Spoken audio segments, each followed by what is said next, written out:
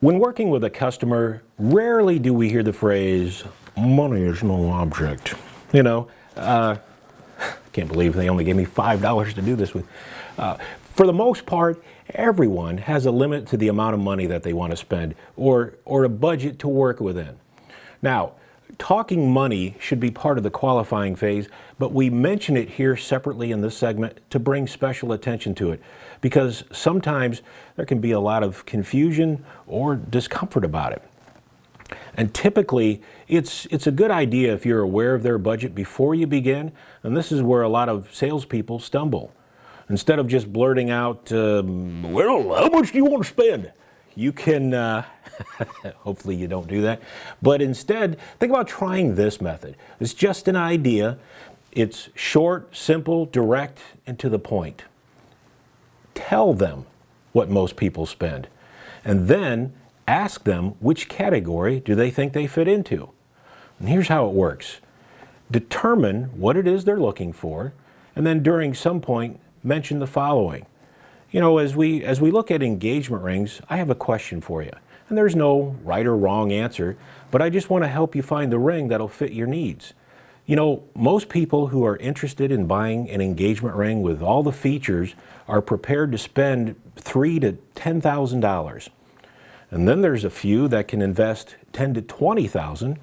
And then there are those on a limited budget that can't go any higher than $2,000. Which one of those three categories do you think you fit most comfortably into? And no matter which one they pick, you can respond with, well, I'm happy to tell you, we can find a ring that will fit well within your budget. Now, obviously, you can set your category price ranges wherever you want, but give your customers 3 different price range categories that they could plug themselves into.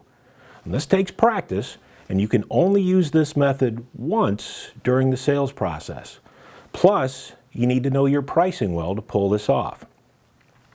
If we have a rough idea as to the range the customer wants to work within, well, that makes our job a whole lot easier.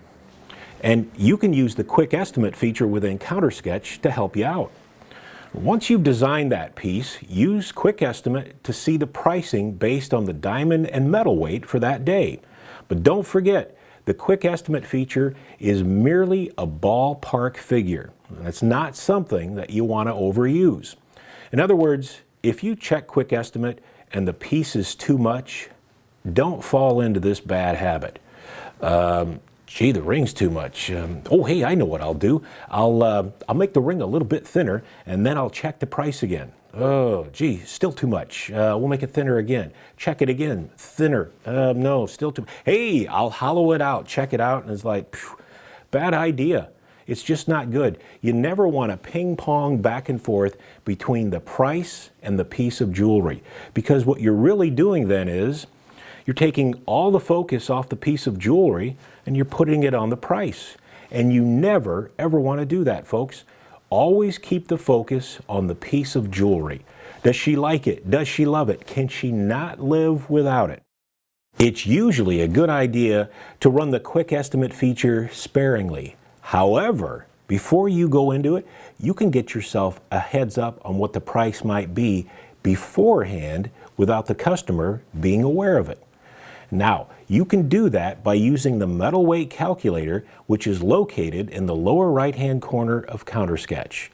You can touch off on the metal weight calculator without really bringing it to the attention of your customer. And then after a brief moment, the software will give you the weight of the piece in whatever type of metal you had set it to calculate before the session began, plus it'll give you the total carat weight of the piece. It's really neat.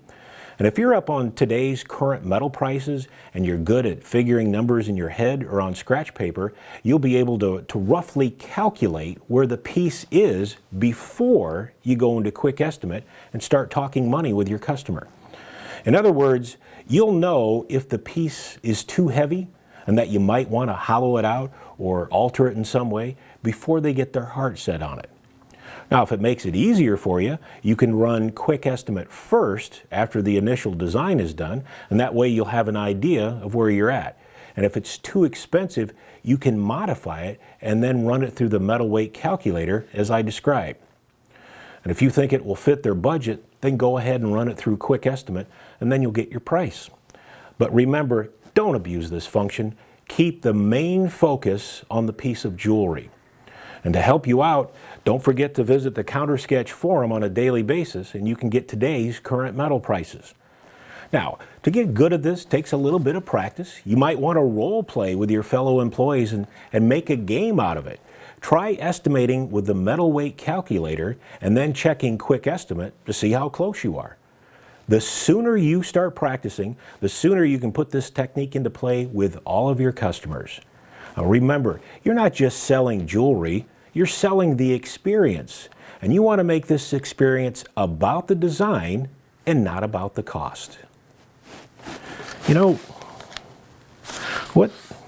I thought they gave me $5. I've only got $4. What? Excuse, I've got a little budget problem. I'll be back.